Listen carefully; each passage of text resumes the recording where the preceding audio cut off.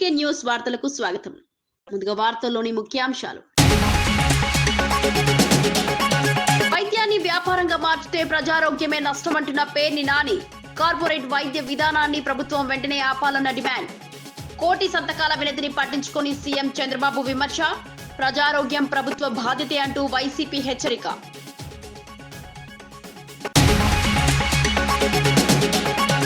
పోలవరానికి పొట్టి శ్రీరాములు పేరు పెట్టాలన్న నాగబాబు. మహనీయుల త్యాగాలకు గౌరవం ఇవ్వాలని డిమాండ్.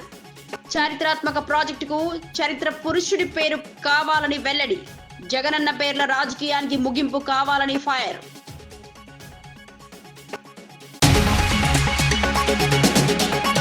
పోలవరం, మార్కాపురంను కొత్త జిల్లాలుగా ప్రకటించిన మంత్రి అనగాని అన్నమయ్య జిల్లా యథావిధిగా కొనసాగుతుందని స్పష్టం. జిల్లా పునర్వ్యవస్థీకరణతో అభివృద్ధి వేగం పెరుగుతుందన్న అభిప్రాయం. పరిపాలన ప్రజలకు చేరువ చేయడమే లక్ష్యమని వ్యాఖ్య.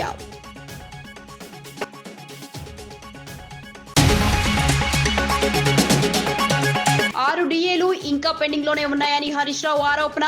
ఉద్యోగుల బకాయిలపై ప్రభుత్వం నిర్లక్ష్యంగా వ్యవహరిస్తోందని వ్యాఖ్య. పింఛన్ జాప్యంతో రిటైర్డ్ ఉద్యోగుల ఇబ్బందులు, వెంటనే బకాయిలు విడుదల చేయాలని డిమాండ్.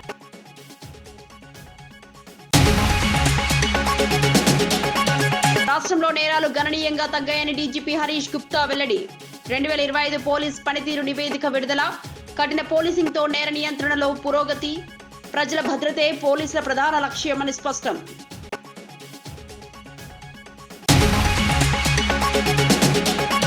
నెల్లూరు నగరంలోని జేమ్స్ గార్డెన్ ప్రాంతంలో ఉన్న ఇన్ఛార్జ్ మేయర్ కార్యాలయంలో Andhra Pradesh Yadava employees society S ఆధ్వర్యంలో సన్మాన కార్యక్రమం ఘనంగా జరిగింది. నెల్లూరు నగరపాలక సంస్థ ఇన్ఛార్జ్ మేయర్ గా బాధ్యతలు స్వీకరించిన రూప్ కుమార్ యాదవ్ ను ఈ సందర్భంగా సొసైటీ సభ్యులు హృదయపూర్వకంగా సత్కరించారు. ఎస్ ఫౌండర్ మరియు రాష్ట్ర అధ్యక్షులు డి వెంకటేశ్వర్లు, జిల్లా అధ్యక్షులు ఎన్ రవీంద్ర ఆధ్వర్యంలో నిర్వహించిన ఈ కార్యక్రమంలో దాదాపు 300 మందికి పైగా యాదవ ఉద్యోగులు పాల్గొన్నారు. ముందుగా ఇన్ఛార్జ్ మేయర్ చేత కేక్ కట్ చేయించి శుభాకాంక్షలు తెలిపారు. అనంతరం గజమాల వేసి శాలువాతో సత్కరించి అభినందనలు తెలియజేశారు. 2022లో బీఆర్ఎస్ ప్రభుత్వం విడుదల చేసిన జీవో ప్రకారమే ప్రస్తుతం ప్రభుత్వం ముందుకెళ్తోందని మంత్రి ఉత్తమ్ కుమార్ రెడ్డి స్పష్టం చేశారు.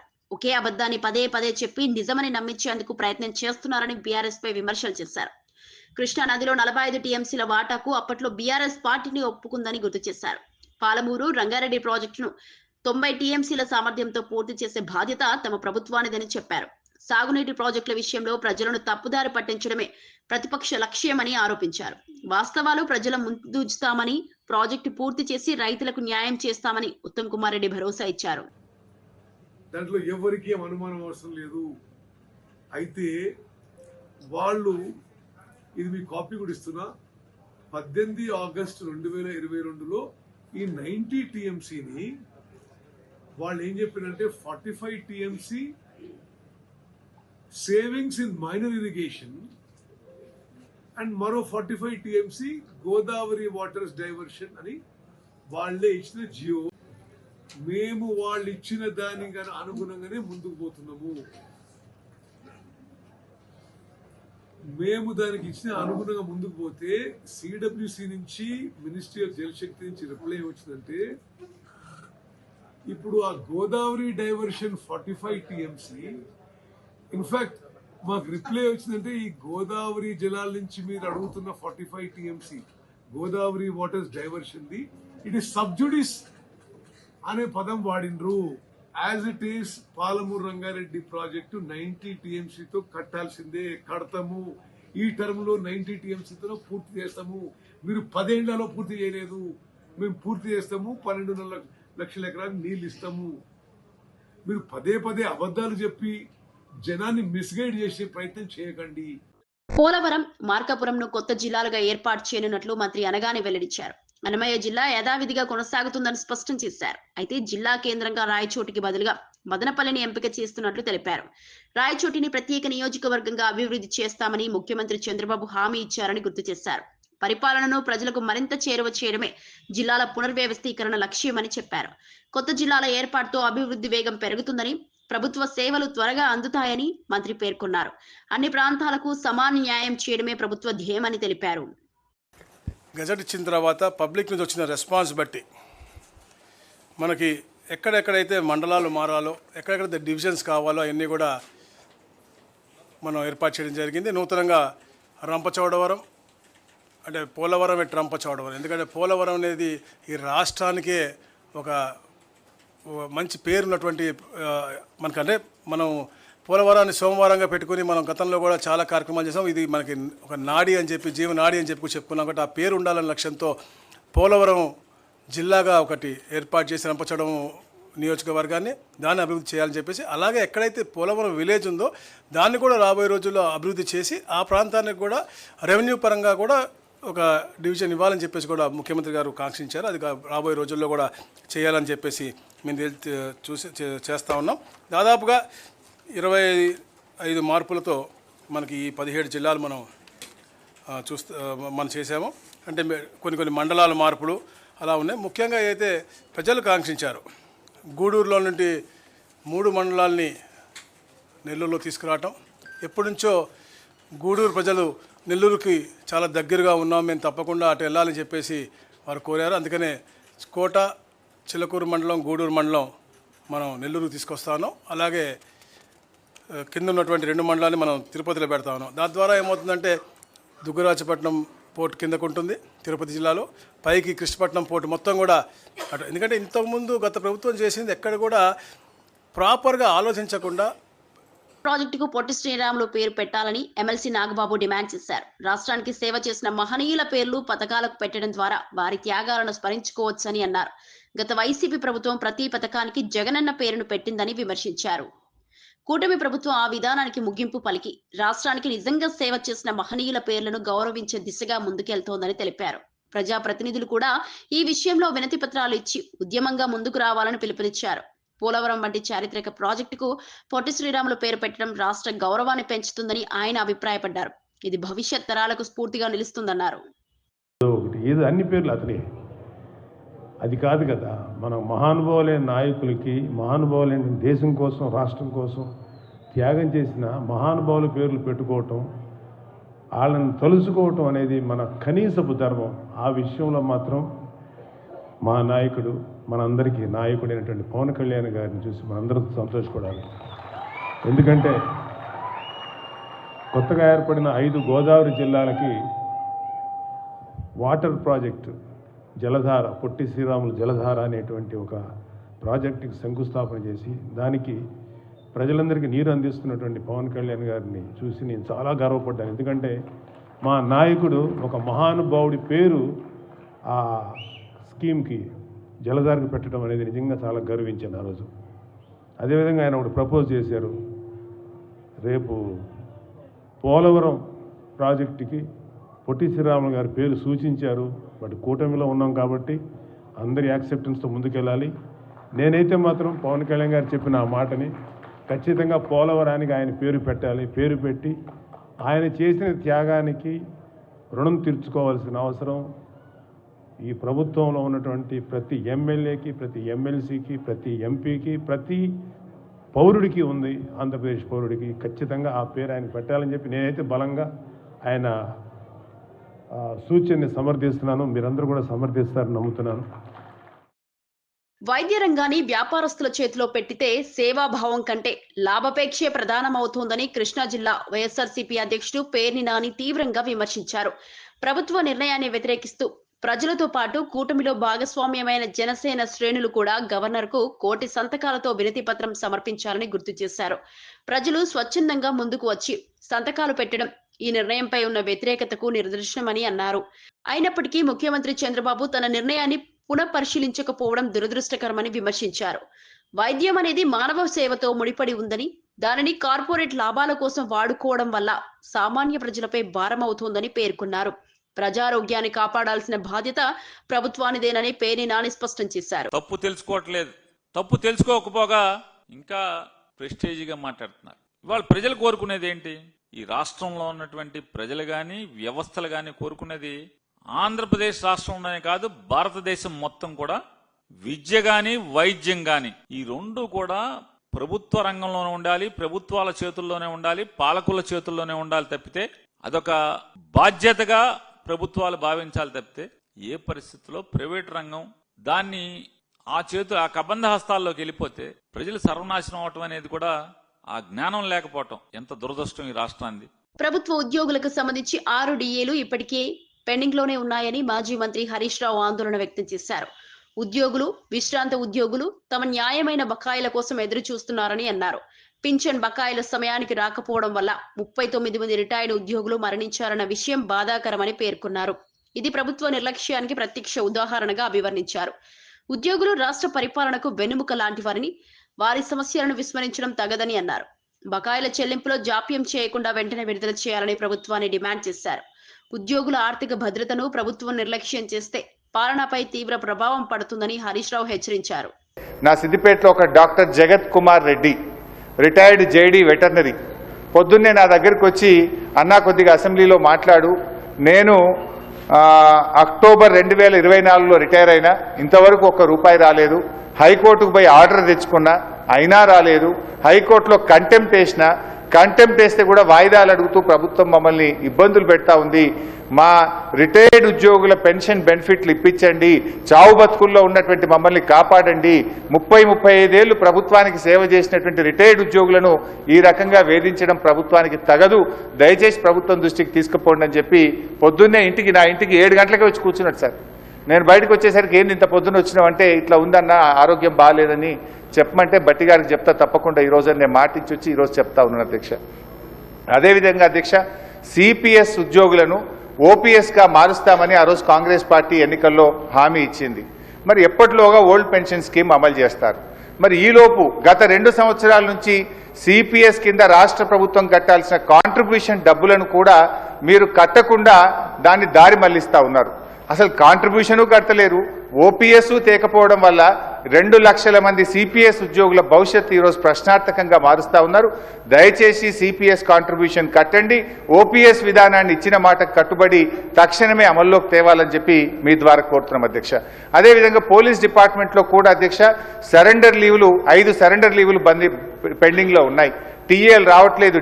శాసనసభలో సభ్యులు హుందాగా వ్యవహరించేలా చర్యలు తీసుకోవాల్సిన అవసరం ఉందని BJP MLA Katipalli Venkataramana Reddy speaker గడ్డం ప్రసాద్ కు విజ్ఞప్తి చేశారు. శూన్య గంటలో సభ్యులు పలు అంశాలపై మాట్లాడిన సందర్భంగా సభా సాంప్రదాయాలు పాటించాల్సిన అవసరాన్ని ఆయన గుర్తు చేశారు. ప్రజాస్వామ్య వ్యవస్థలో శాసనసభకు ప్రత్యేక గౌరవం ఉందని, ఆ గౌరవాన్ని సభ్యుల ప్రవర్తన ద్వారానే నిలువబెట్టుకోవాల్సి ఉంటుందని అన్నారు. సభలో వ్యక్తిగత ఆరోపణల కన్నా ప్రజా సమస్యలపై చర్చ జరగాలని సూచించారు. ప్రజల ఆశయాలను ప్రతిబింబించే వేదికగా సభ ఉండాలన్నారు. సభ్యుల ప్రవర్తన ప్రజలకు సందేశం ఇస్తుందని, కాబట్టి సంయమనం, హుందాతనం అవసరమని కాటిపల్లి వెంకటరమణారెడ్డి స్పష్టం చేశారు.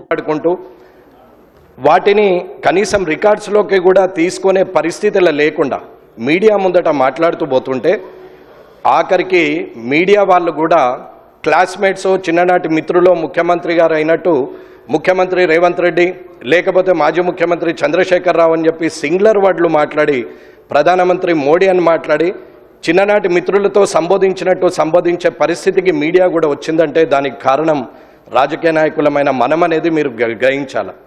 బూతులు మాట్లాడడమే రాజకీయ లక్షణం అనుకుంటే అది అవలక్షణం అనేది నా అభిప్రాయం. దయచేసి సభలో ఉన్నటువంటి పెద్దలందరూ కూడా చంద్రశేఖరరావు గారి నుంచి మొదలు పెడితే ఇప్పుడున్న ముఖ్యమంత్రి రేవంత్ రెడ్డి గారి వరకు, మధ్యలో ఉన్న మంత్రులు కానీ, ఇక్కడున్న ఎమ్మెల్యేలు కానీ, కొత్తగా ఎన్నికైన మాలాంటి వాళ్ళు కానీ, రానున్న శాసనసభకు వచ్చే సభ్యులు కొత్త వారికి కూడా మంచి సందేశాన్ని ఇవ్వాలని, మంచి సభా సాంప్రదాయాన్ని ఇవ్వాలని, రాజకీయంలో మనము మంచి పేరు తెచ్చుకోవాలనేది అందరి సభ్యుల్ని నేను కోరుతున్నాను.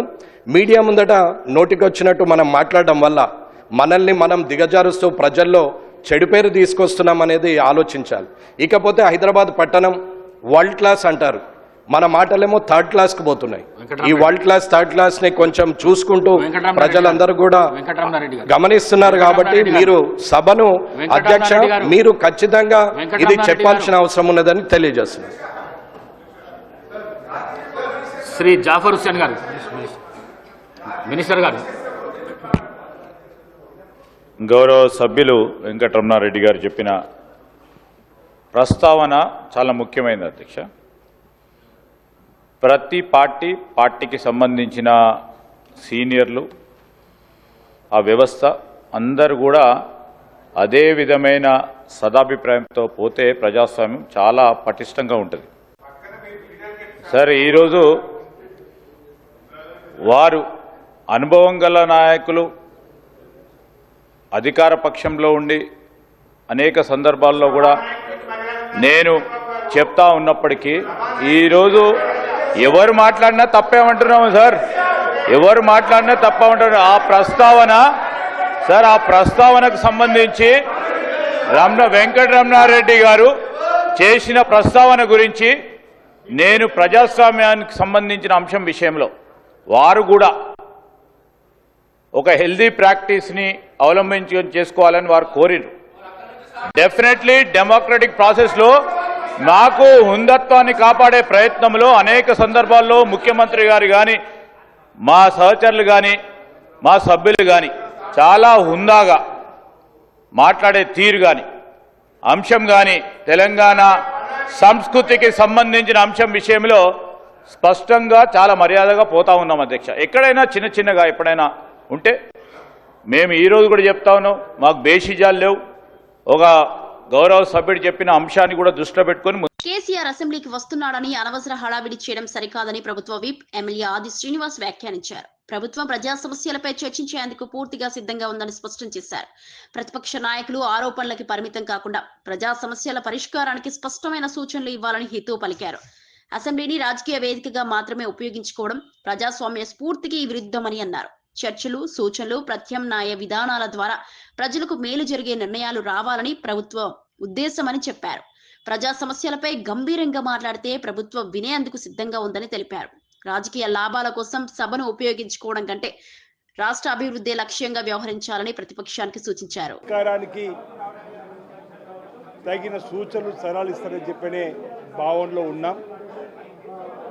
తమ రాజకీయం కోసం అసెంబ్లీని వేదికగా వాడుకోవద్దని సందర్భంగా మా వైపు నుంచి తెలియజేస్తూ, ఇప్పటికే 2 సంవత్సరాలు అవుతుంది అసెంబ్లీకి హాజరు కానటువంటి ప్రతిపక్ష నాయకుడు కేసీఆర్ గారు ఈసారి వస్తున్నాడని చెప్పని ఎందుకో అడావుడి చేస్తున్న అంశాన్ని ప్రజలు గమనించాలని చెప్పని. వస్తున్నాడంటే విచిత్రంగా అనిపిస్తుంది. వారు ఎమ్మెల్యేనే కదా, వారు ఎమ్మెల్యే అయిన తర్వాత ప్రతిపక్ష నాయకుడికి ఎంపికైన తర్వాత ప్రజలు ఎమ్మెల్యేగా ఎంపిక చేసిన తర్వాత వెళ్ళాల్సింది అసెంబ్లీకే కదా అనేటువంటి ఆలోచన ఎందుకు వాళ్ళు మరిచిపోతూ ఈ మాట మాట్లాడుతున్నారు మాకు అర్థమవుతుంది. వస్తున్నాడని చెప్పనేటువంటి పదే ఏదో గ్రాఫ్ పెంచుకునే ప్రయత్నం చేస్తుంది. అరే, ఎమ్మెల్యేగా గెలిచిందే అసెంబ్లీకి వెళ్ళమని ప్రజలు పంపినటువంటి సందర్భం. 2 ఏళ్లుగా గైరాజరై 2 ఏళ్లుగా అసెంబ్లీకి డుమ్మా కొట్టి ఈరోజు వస్తుంటే దాన్ని అడావుడిగా చేసేటువంటి సందర్భం సరైనది కాదనే మాట చెప్పే ప్రయత్నం చేస్తూ మేము కూడా అనేక సందర్భాల్లో వారిని రమ్మని ఆహ్వానించినాం. ప్రజలకు సంబంధించినటువంటి చర్చల్లో పాల్గొమ్మని కోరినాం.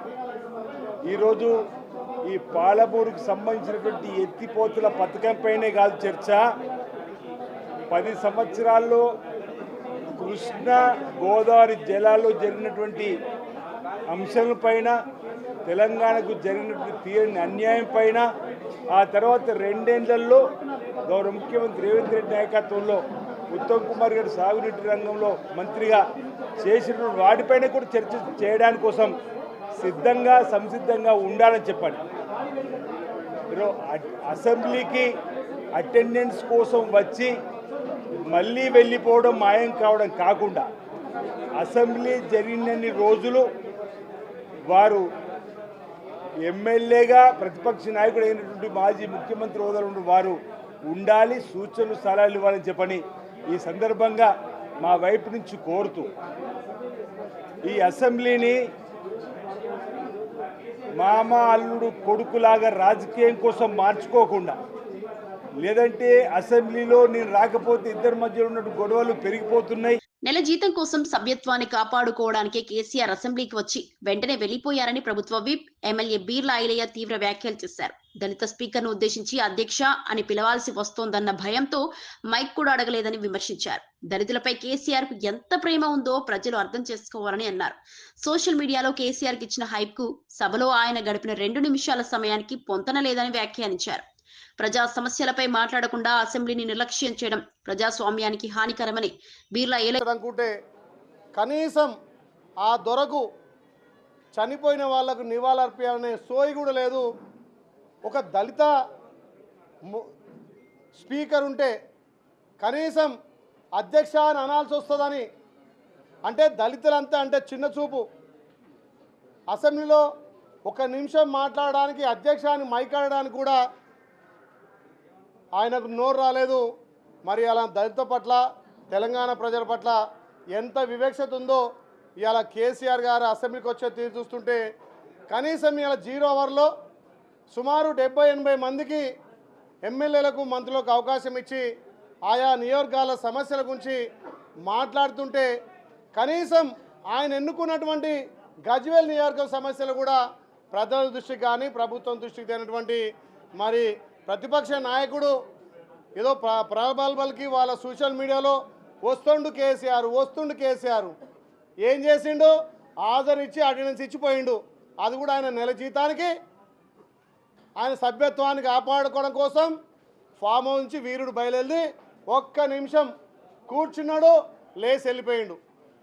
చనిపోయిన వారికి గతంలో రాష్ట్రాలకు సేవ చేసిన వాళ్ళకు కూడా నివాళులర్పణని దౌర్భాగ్య స్థితిలో ఇవాళ ప్రతిపక్ష నాయకుడు అంటే మరి తెలంగాణ ప్రజలు అర్థం చేసుకోవాలి.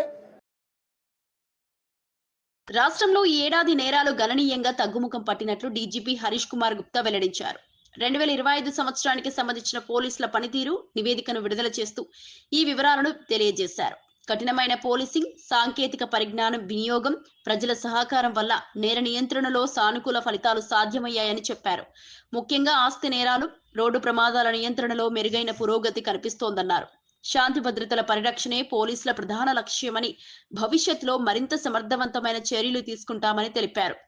ప్రజల భద్రతకు ప్రాధాన్యమిస్తూ నేరరహిత సమాజం దిశగా పోలీసులు పనిచేస్తున్నారని డీజీపీ స్పష్టం చేశారు. అంటే మన CCTNS మీద ఆధారపడి ఉన్నాము. ఈ CCTNS data January to December వరకు ఈ కంపారిటివ్ లాస్ట్ ఇయర్కి కంపారిజన్గా ఈ సంవత్సరం అట్లాగే చూస్తే లా అండ్ ఆర్డర్లో మేజర్ మనకి తగ్గింది. క్రైమ్ అంటే రైటింగ్స్ దాదాపు మోర్ దెన్ 50% తగ్గినాయి. అట్లాగే body crime, body non order crime, non law and order crime కూడా అన్ని హెడ్స్లో తగ్గింది. దాదాపు 10% non law and order crime తగ్గింది. ప్రాపర్టీ క్రైమ్ 1.27%, క్రైమ్ అగేన్స్ట్ విమెన్లో 3.81%. అట్లాగే SC/STలో మేజర్ క్రైమ్ తగ్గింది 25%. ఇది మన విలేజ్ విజిట్స్లో పోతున్నారు మన ఆఫీసర్స్, అక్కడ పోయి సమస్యలు ఏమున్నాయి ముందే తెలుసుకొని దానికి పరిష్కారం చేస్తున్నారు. NDPSలో బాగా ఫోకస్ పెట్టాము ఈ సంవత్సరం. మీకు తెలిసిన లాస్ట్ ఇయర్కి ఈ సంవత్సరం దాదాపు 8% క్రైమ్ తగ్గింది. ఆల్మోస్ట్ జీరో కల్టివేషన్కి వచ్చేసాను మేజిస్ట్రేట్కి. ఎకనామిక్ క్రైమ్ కొంచెం పెరిగింది, అది సహజంగా పెరుగుతుంది, అన్ని కంట్రీలు మొత్తం మీద స్టేట్స్లో పెరుగుతుంది. రోడ్ యాక్సిడెంట్స్ కూడా తగ్గినాయి, బట్ మన టార్గెట్స్ ప్రకారంగా తగ్గలేదు. సైబర్ క్రైమ్ బాగా ఇంక్రీజ్ ఉంది. ఇక్కడ క్రైమ్ రిజిస్ట్రేషన్ లో డిక్రీజ్ ఉంది, బట్ ఓవరాల్ గా కంప్లైంట్స్ లో బాగా ఇంక్రీజ్ ఉంది. ఈ social media apps, Telegram groups, ఈ ఇన్వెస్ట్మెంట్ ఫ్రాడ్స్ ఇవన్నీ జరుగుతున్నాయి. బాడీ క్రైమ్ లో మేజర్ గా చెప్పినట్టుగా రైటింగ్ లో దాదాపు 55% డిక్రీజ్ ఉంది. మర్డర్స్ తగ్గినాయి ఆల్మోస్ట్ 10%, కిడ్నాపింగ్స్ తగ్గినాయి. హర్ట్, గ్రీవియస్, సింపుల్ 2 హెడ్స్ లో తగ్గినాయి. Culpable homicide not amounting to murder కొంచెం ఇంక్రీజ్ ఉంది, ఎందుకంటే మన రోడ్ యాక్సిడెంట్స్ లో ఈ సెక్షన్ పెడుతున్నాము. రోడ్ యాక్సిడెంట్స్ ఇక్కడ అవుతున్నాయి, ఈ సెక్షన్స్ పెడుతున్నాము. ఎందుకంటే రోడ్ యాక్సిడెంట్స్ లో మేము గట్టిగా నిలబడి ఉన్నాము. రోడ్ యాక్సిడెంట్స్ కోసం ఈ సెక్షన్స్ పెడుతున్నాము. ఈ రౌడీస్ మీద మేము ఈ సంవత్సరం ఒక డ్రైవ్ మాదిరిగా తీసుకున్నాము. దాదాపు పీడీ యాక్ట్ ఒక 153 పర్సన్స్ మీద పీడీ యాక్ట్ పెట్టడం జరిగింది. అట్లాగే 15 మెంబర్స్ మీద ఎక్స్టర్న్మెంట్స్ కూడా పెట్టడం జరిగింది. 11,000 రైతులు యూరియా అందుబాటుపై తీవ్ర ఆందోళనకు గురవుతున్నారని బీఆర్ఎస్ ఎమ్మెల్యే కేసీఆర్ అసెంబ్లీలో ప్రభుత్వాన్ని నిలదీశారు. యాప్ ఆధారంగా యూరియా పంపిణీ చేయడం వల్ల రైతులు గందరగోళానికి లోనవుతున్నారని యాప్ లేకుండా సరఫరా చేయాలని డిమాండ్ చేశారు. మరోవైపు గ్రామాల్లో విద్యుత్ సరఫరా సక్రమంగా లేకపోవడం వల్ల నాట్ల సమయంలో కేవలం 8 గంటలే కరెంటు వస్తోందని విమర్శించారు. ధాన్యం అన్లోడ్ చేయకపోవడం వల్ల రైతులు తీవ్ర ఇబ్బందులు పడుతున్నారని పేర్కొన్నారు. ప్రభుత్వం రైతు సమస్యలను పట్టించుకోకుండా నిర్లక్ష్యంగా వ్యవహరిస్తోందని ఆరోపించారు. వ్యవసాయ రంగమే రాష్ట్రానికి ఆధారం కాబట్టి రైతుల సమస్యలను వెంటనే పరిష్కరించాలని డిమాండ్ చేశారు. ఈసారి ఎక్కువ వేసుకున్నారు అధ్యక్ష. మరి అందరు కూడా మరి నాట్లు పడుతున్నాయి. ఇప్పుడు మరి యూరియా వస్తుందా రాదా అనే భయంలో ప్రతి ఒక్క రైతు కూడా ఆందోళన ఉన్నారు అధ్యక్ష. మరి మీరేమో యాప్ ద్వారా బుక్ చేసుకోవాలనుకుంటున్నారు, అది సాధ్యం కాదు. మరి చాలా మంది రైతులు మీరు ఏదైతే యాప్ ద్వారా మరి యూరియా బుక్ చేసుకోవాలని చెప్పి పెట్టినరో అది సాధ్యం కాదని చెప్పి రైతులు మరి నిన్న మొన్న మరి ఆందోళనతో ఉన్నారు. ఇంకొక విషయం అధ్యక్ష, మరి కరెంటు కూడా 8 నుంచి 9 గంటలు మాత్రమే వస్తుంది అధ్యక్ష. ఇప్పుడు నాట్ల సమయం, మరి ఇప్పుడే 8-9 గంటలు వస్తే మరి రాను రాను ఇంకా ఎండాకాలం వచ్చిన తర్వాత ఏప్రిల్ మేలో ఇంకా ఇబ్బంది అవుతుంది. మరి ఆ పవర్ విషయంలో కూడా చాలా మంది ఆందోళనగా ఉన్నారు. ఇంకో విషయం ఏంటంటే మరి చాలా గ్రామాలలో నాకు ట్రాన్స్ఫార్మర్లు లేవు, కరెంటు పోల్లు కావాలి, వైరు కావాలి. మరి ఇలాంటి మరి దానికోసం ఎవరైనా రైతులు డిపార్ట్మెంట్కి పోతే మా దగ్గర బడ్జెట్ లేదు, మేమేమి ఇయ్యలేమని చెప్పి మరి ముక్కుసూటిగా మరి రైతుల ముంగట్నే చెప్తున్నారు. ఇది కాకుండా అధ్యక్ష, మరి గతంలో మా దగ్గర మల్లన్న సాగర్ ఉంటుంది అధ్యక్ష, రైతులకు సంబంధించింది. మరి కూడవెల్లి వాగులో మరి నీళ్లు వదిలిన తర్వాత పక్కన ఉన్న గ్రామాలకు మోటార్ల ద్వారా చాలా ఇరిగేషన్ మరి డిపార్ట్మెంట్కి సంబంధించిన మరి మోటార్లు కానీ కాల్వలు కానీ మరి పూర్తిగా మరి మొన్నటి వర్షాలకు టెంపరీగా కాల్వలు తీసుకున్నారు గతంలో. మరి ఆ టెంపరీ కాల్వలు పూర్తిగా మట్టి పూడిక నిండిపోయింది. మరి ఆ కాల్వలు కూడా పూడిక తీయకపోతే ఈ సంవత్సరము దాని మీద ఆధారపడ్డ కాల్వల మీద ఆధారపడ్డ రైతులు నష్టపోతారు. దయచేసి మరి మా మల్లన్న సాగర్ కానీ కొండపోచమ్మ ద్వారా మరి ఆ కాల్వల ద్వారా నీళ్ళు వస్తాయి, సబ్ కెనాల్ల ద్వారా. మరి 2 సంవత్సరాల నుంచి ఇరిగేషన్ డిపార్ట్మెంట్ ఏ ఒక్క రోజు కూడా మరి మల్లన్న సాగర్ మీద కానీ మరి కొండపోచమ్మ మీద కానీ రంగనాయక సాగర్ మీద కానీ ఎన్నో పర్యాయాలు ఎన్నో ఇష్యూస్ ఉన్నాయి. మరి కాలువల మీద కానీ పూడికల తీతం మీద కానీ మరి ఇప్పటి వరకు ఏ ఒక్క రోజు కూడా ఇరిగేషన్ డిపార్ట్మెంట్ కానీ గౌరవ మంత్రి గారు ఉత్తమ్ కుమార్ రెడ్డి గారు కానీ చాలా విన్నపాలు చేసినా ఒక్కరోజు కూడా కనీసం ఆ జిల్లాలో ఏం జరుగుతున్నది, కాలువలు ఏమవుతున్నది, ఇరిగేషన్ ఏమున్నది అని చెప్పి ఏ ఒక్క రోజు కూడా కనీసం రివ్యూ మీటింగ్ కూడా పెట్టిన పరిస్థితి లేదు అధ్యక్ష. మరి ఇన్ని సమస్యలున్నా మరి మా సిద్దిపేట జిల్లాలో కాళేశ్వరం ద్వారా నందమూరి బాలకృష్ణ సినిమాలు నేటి కాలేజ్ విద్యార్థులు కూడా బెట్టింగ్ వేసుకుని మరీ ఆసక్తిగా చూస్తున్నారని కేంద్ర మంత్రి బండి సంజయ్ వ్యాఖ్యానించారు. బాలకృష్ణ నటనలో సీనియర్ ఎన్టీఆర్ మైమరిపించే శైలి కనిపిస్తోందని ఆయన ప్రశంసించారు. ముఖ్యంగా అఖండ 2 సినిమాలో బాలకృష్ణను చూస్తే పరమేశ్వరుడే ప్రత్యక్షమైన భావన కలుగుతోందని పేర్కొన్నారు. తరతరాల అభిమానాన్ని సంపాదించుకోవడం చాలా అరుదైన విషయమని, ఆ స్థాయిలో బాలకృష్ణ తనకంటూ ప్రత్యేక గుర్తింపు తెచ్చుకున్నారని అన్నారు.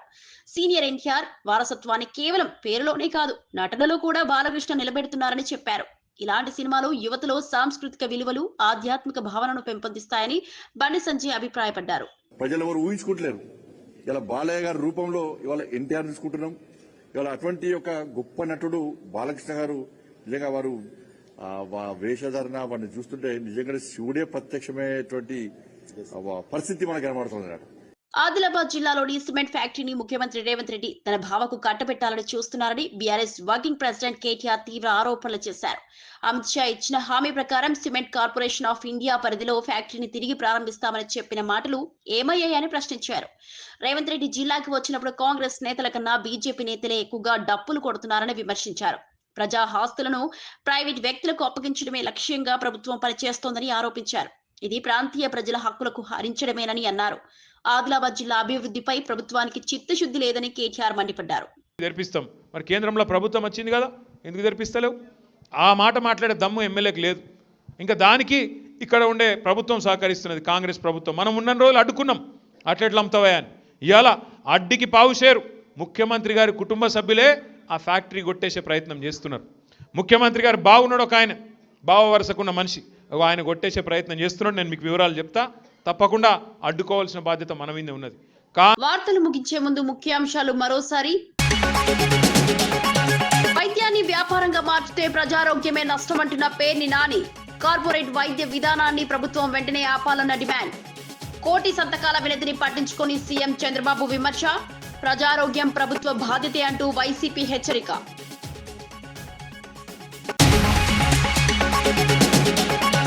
పోలవరానికి పొట్టి శ్రీరాములు పేరు పెట్టాలన్న నాగబాబు. మహనీయుల త్యాగాలకు గౌరవం ఇవ్వాలని డిమాండ్. చారిత్రాత్మక ప్రాజెక్టుకు చరిత్ర పురుషుడి పేరు కావాలని వెల్లడి. జగనన్న పేర్ల రాజకీయానికి ముగింపు కావాలని ఫైర్.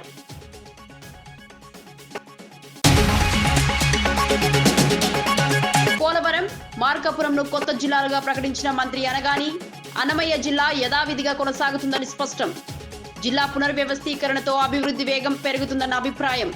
పరిపాలన ప్రజలకు చేరువ చేయడమే లక్ష్యమని వ్యాఖ్య.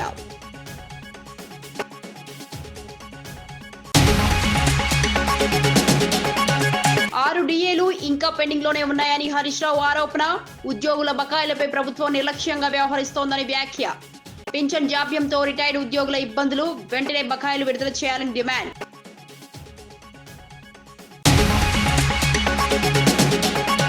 రాష్ట్రంలో నేరాలు గణనీయంగా తగ్గాయని డీజీపీ హరీష్ గుప్తా వెల్లడి. 2025 పోలీస్ పనితీరు నివేదిక విడుదల. కఠిన పోలీసింగ్ తో నేర నియంత్రణలో పురోగతి. ప్రజల భద్రతే పోలీసుల ప్రధాన లక్ష్యమని స్పష్టం.